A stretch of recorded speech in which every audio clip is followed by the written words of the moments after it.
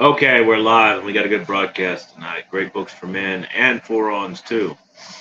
And tonight's book, this book I've selected is entitled And God Laughed, the autobiography of Arthur Jones. Now, Arthur Jones was the inventor of the Nautilus. He was a multi-millionaire, big game hunter, a bodybuilder, a pilot, mercenary. He had been a tramp in his youth. He was a film director, a very interesting, eclectic individual who was also politically of similar mind to many on the fora and in these circles. So I thought this would be a good book to review and read an extract from for several reasons, one of which it is free and it is available on arthurjonesexercise.com or some other site similar name, and you can obtain it there and you can read it free, which I know is a big deal for forums because none of them have any money.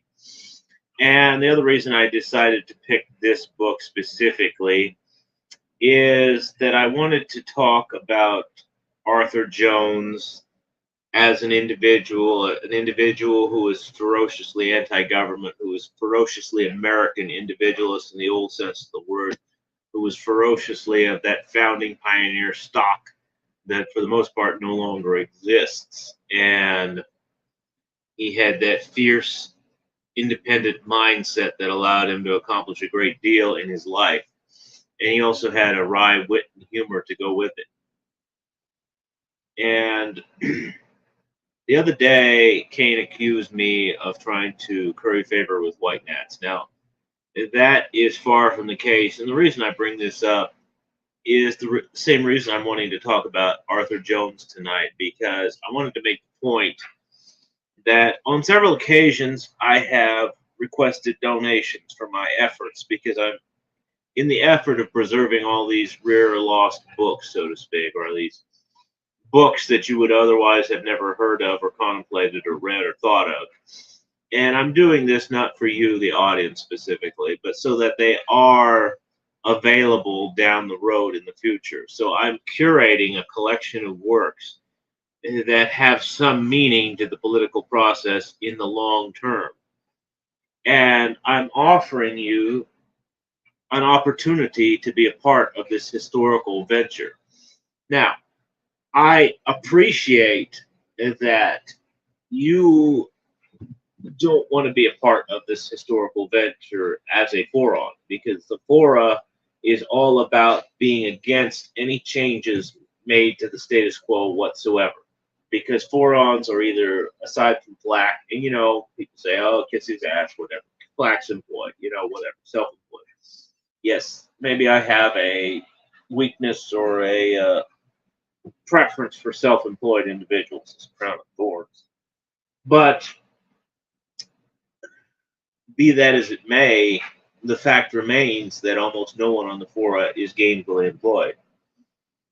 Prax got his pension, and a lot of people don't think about this, but think about it from Flack's perspective. Flack should really blame Prax for everything that's gone wrong with his life. Everything at all is actually Prax's fault, and I don't think Flack has ever thought about it. It's not just the forum.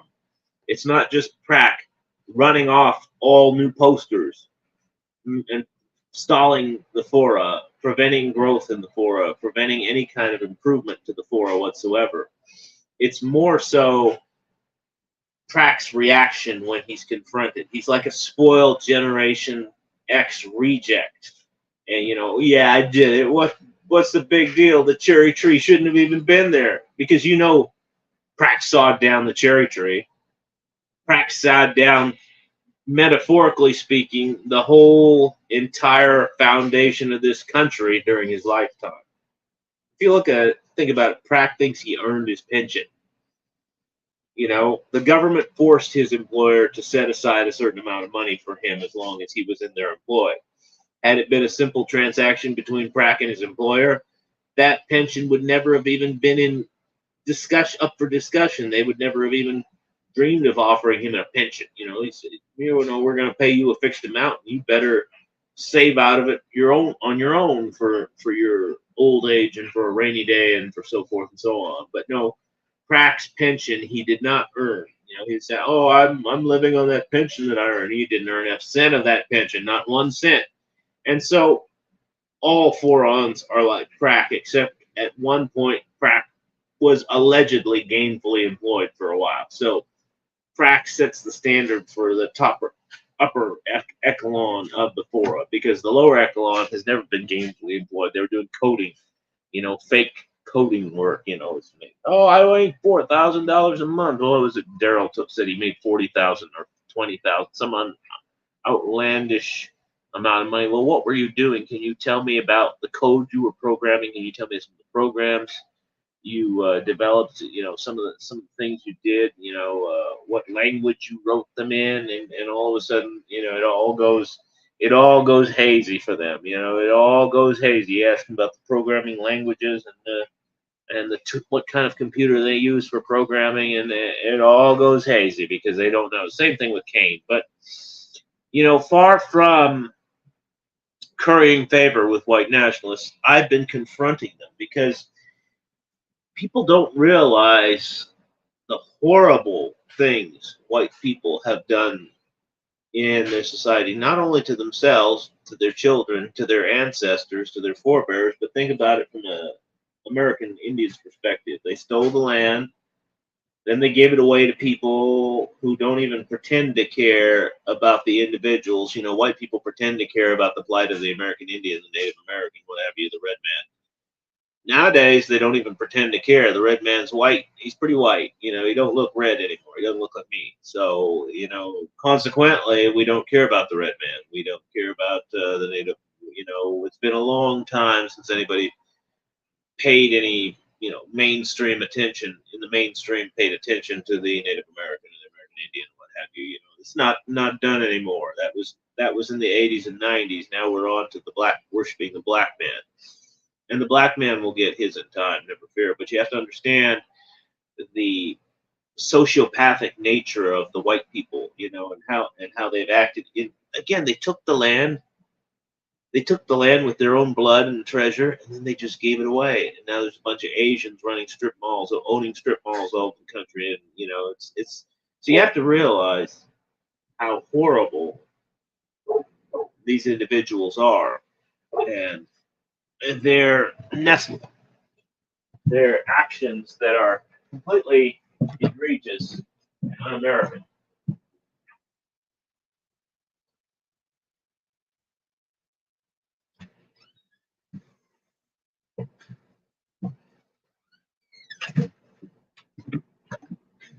So consequently, I have to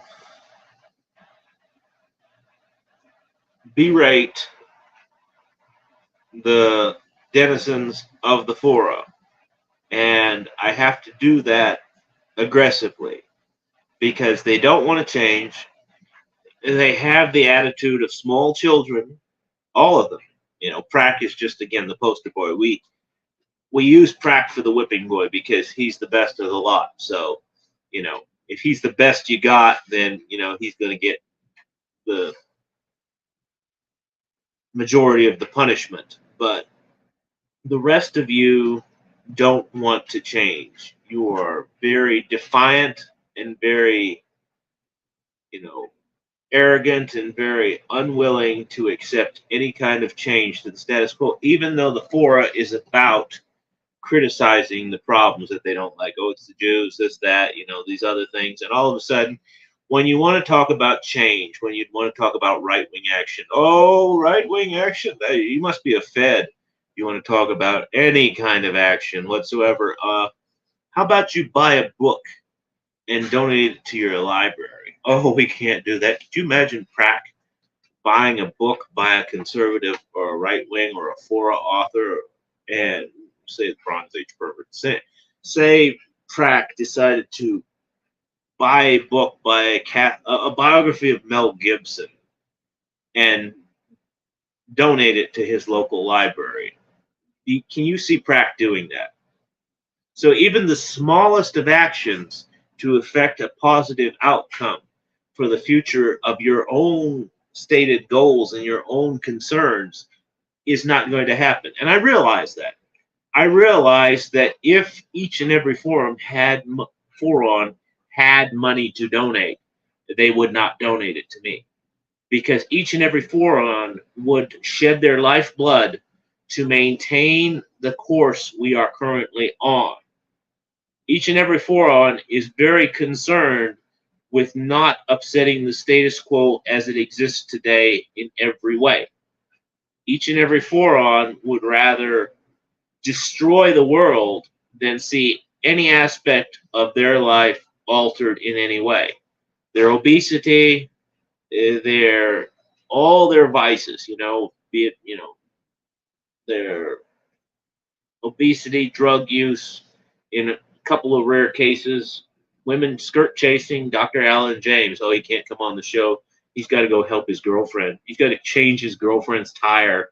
He's got to go help her buy drugs in the ghetto. He's got to, they always need help. They're calling a boyfriend across. She's not your wife.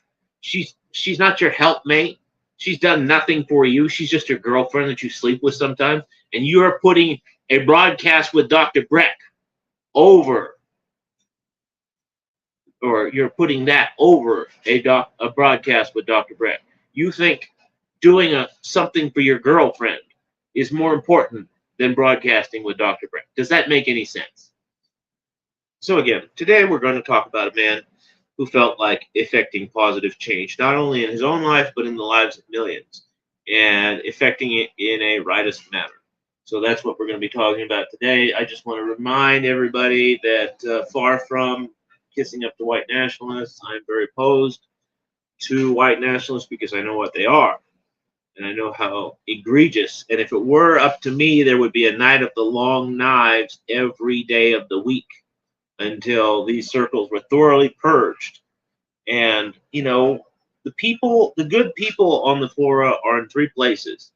They are in mental asylums, they are in prisons, or they are ascended to better things. That's everybody who is a good poster on the fora are in those three places, aside from Flack, who, is basically, I don't know how I describe Flack. Flack runs the deal. He is one of those individuals who the advancement of history is given to, people like him are given to advance history, but not really he's an unsung figure in history, in that, I don't think he's going to be remembered even as a, part of the fora, but he is definitely a shaker and a mover in the fora. Obviously owns the fora now, but I'm just saying I don't think he'll be remembered despite his efforts. So I'm not really counting Flack. So anyway, I'm going to go straight into reading this from the Arthur Jones collection in chapter 4, Ships That Pass in the Night, Never Knowing What Might Have Been.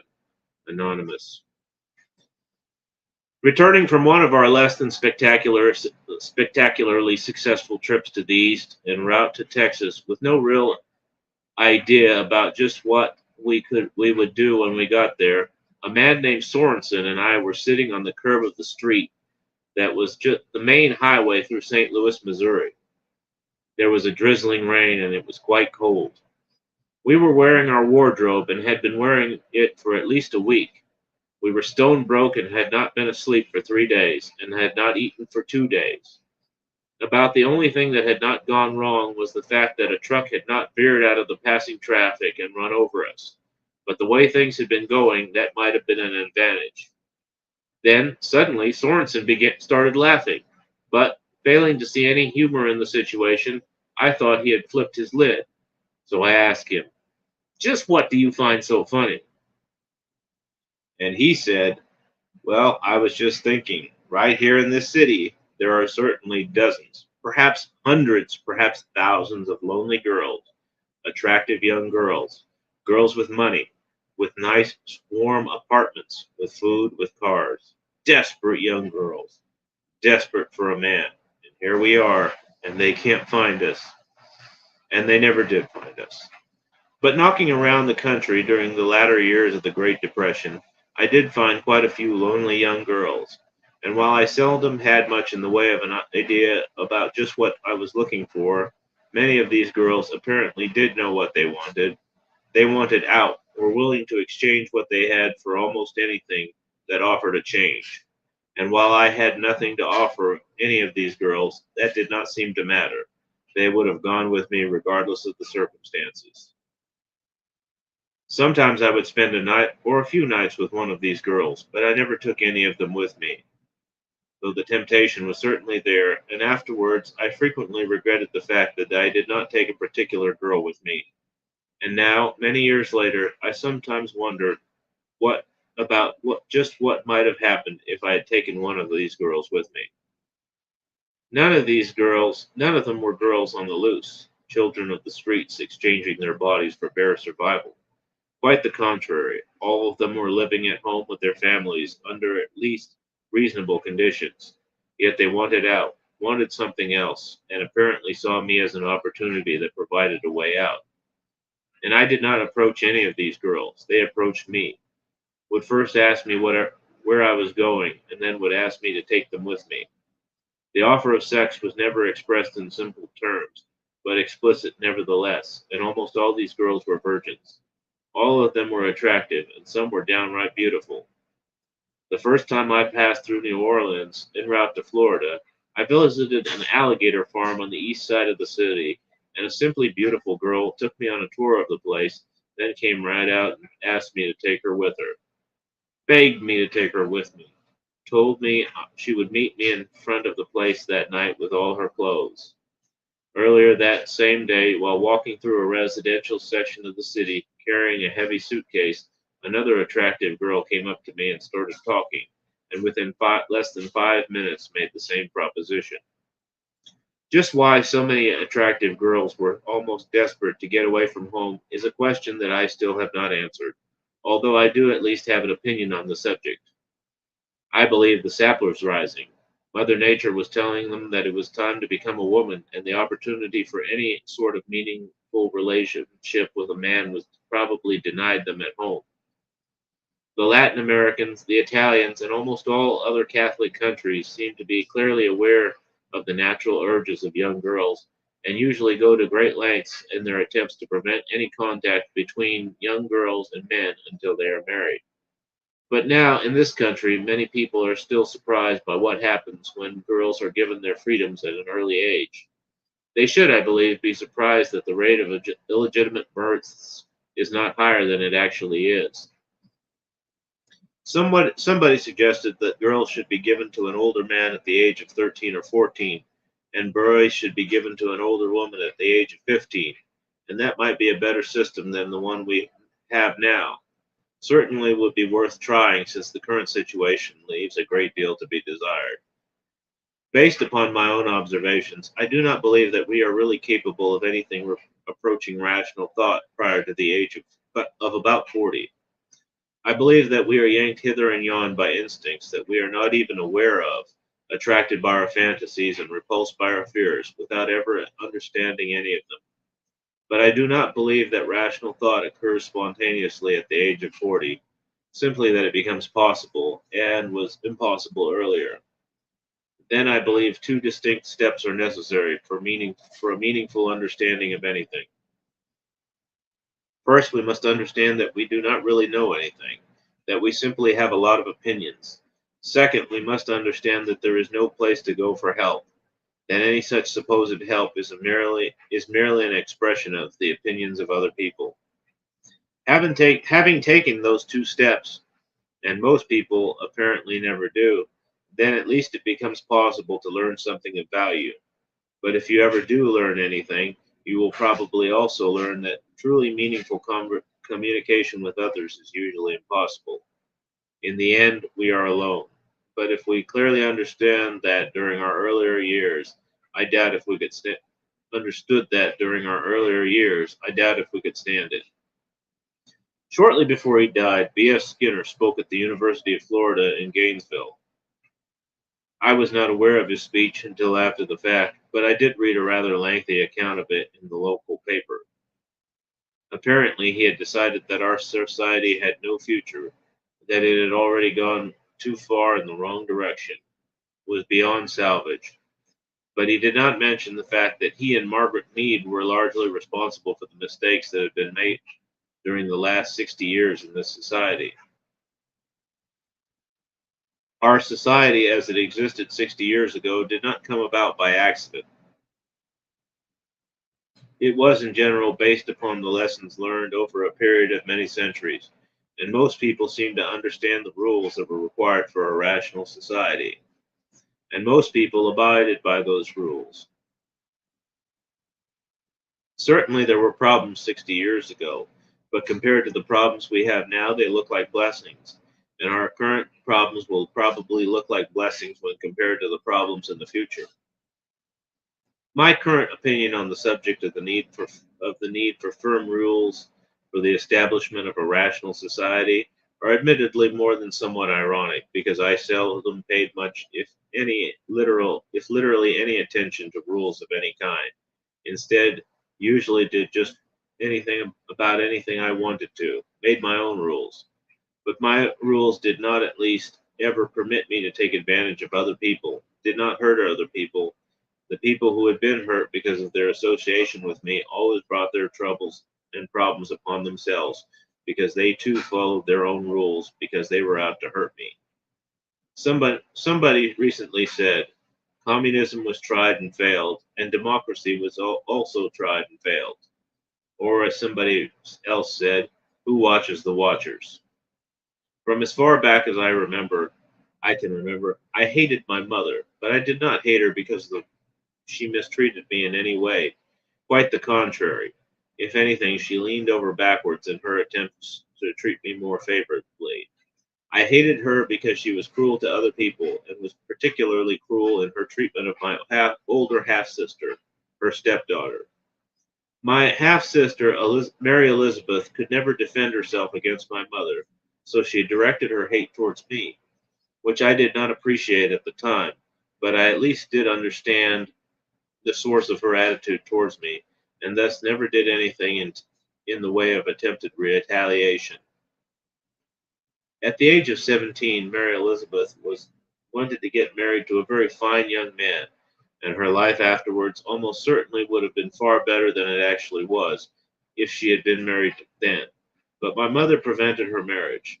Instead of marriage, Mary Elizabeth was almost forced to pursue a career in medicine, and she did become a medical doctor. But then, for the next 40 years, she became a professional student. Now, at the age of 78, she probably has more medical degrees than anybody else who ever lived.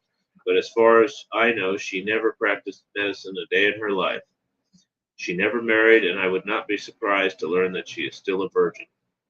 My half brother, William Edgar Jones, also became a doctor, graduated from medical school early in the Second World War, served as a medical officer in the Navy in the South Pacific during the latter part of the war, and afterwards worked briefly in the Veterans Hospital in Oklahoma. At the age of about 30, he married an 18-year-old nurse from Texas, a girl who was addicted, without his knowledge, to narcotics, and who made his life a hell on earth for quite a number of years. For a while, Edgar, as we called my half-brother, tried to practice with my father in Seminole, Oklahoma, but the problems resulting from his wife's addiction made any long-term association with my father's practice impossible. Long after his wife's problem was obvious to everybody else, Edgar apparently could not bring himself to admit it, continued to believe her lies, even after the evidence was undeniable. In 1952, during a brief visit to Seminole, my father came to me with a request that was nothing short of a desperate plea for help.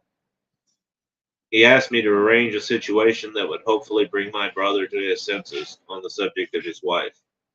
He asked me if I could find a man who would agree to seduce my brother's wife, and would do so in a situation where my brother would catch them in the act, believing, he said, that nothing short of that would solve the problem.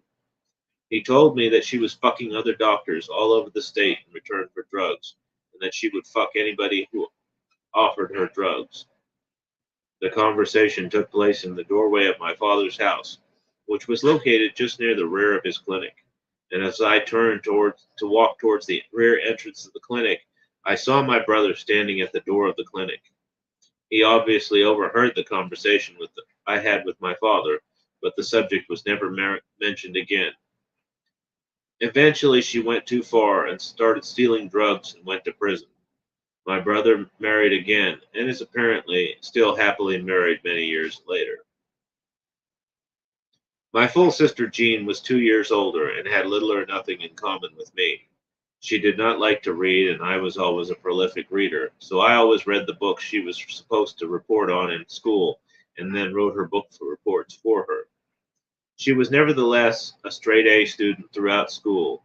After school, high school, attended the University of Oklahoma for a while, and later graduated from Northwestern University with a degree in journalism.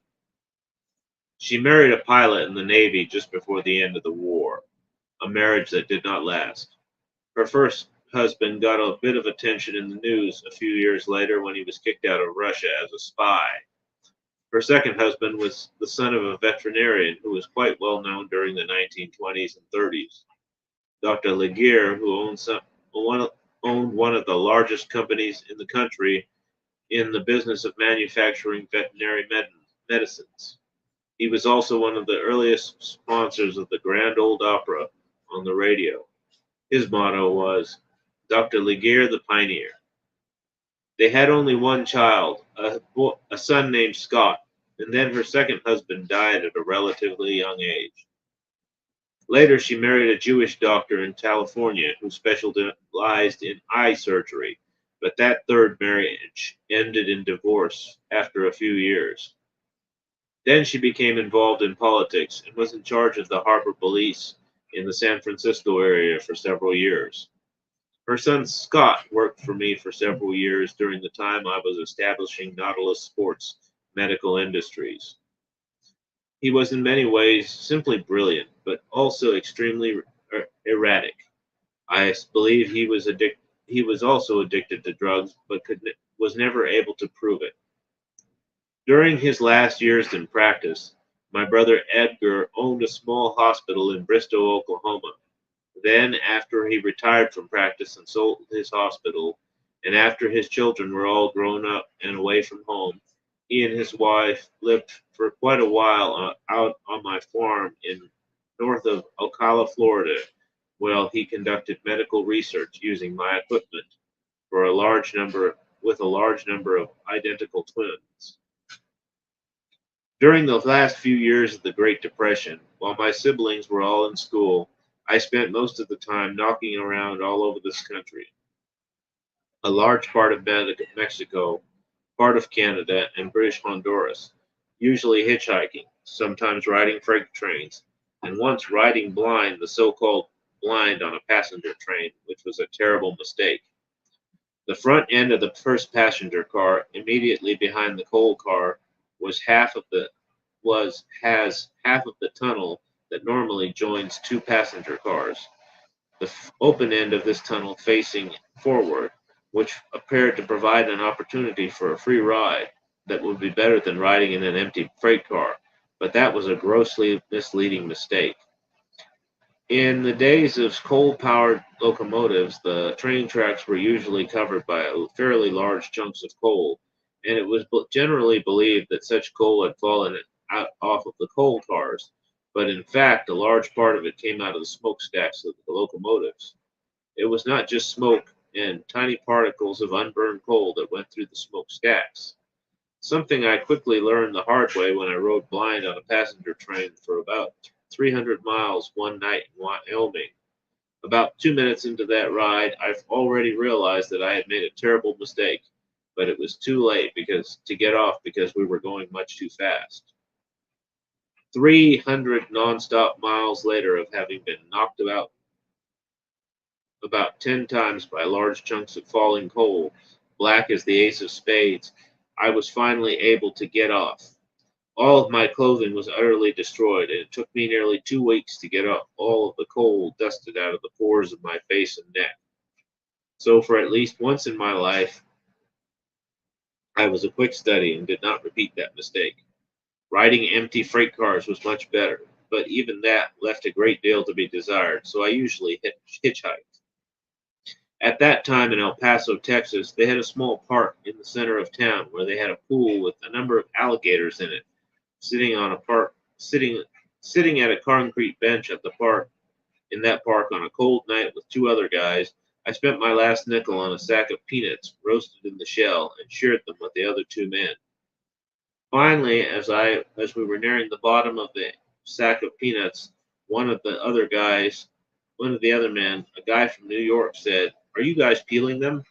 He had been eating them, hulls and all, and apparently was not familiar with peanuts.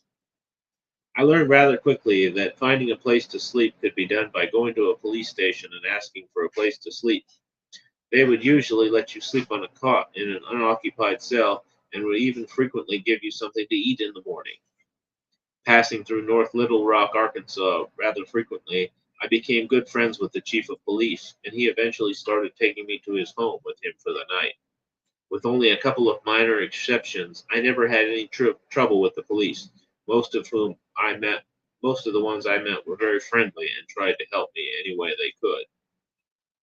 Finding work of any kind was difficult, and you could find it work, and if you could find work, it paid very little. So little sometimes it was quite a while between meals. I solved part of the problem by fishing for catfish and catching crawfish and frogs, and by eating snakes. Surprisingly, if you know where to look for them, you can find quite a bit to eat, even in the desert, particularly if you're willing to eat damn near anything. And if you get hungry enough, you will be. So this has been a good piece of a chapter from And God Laughs. I highly recommend that you obtain or go to the website, read the book. It makes good light reading. There's a lot of great stories in it, and I'll probably be back on in a couple 3 hours to continue. We got another profiling broadcast. It's a new series I call Profiles in Outrage, and you're going to want to hear about that. So stay tuned, so to speak.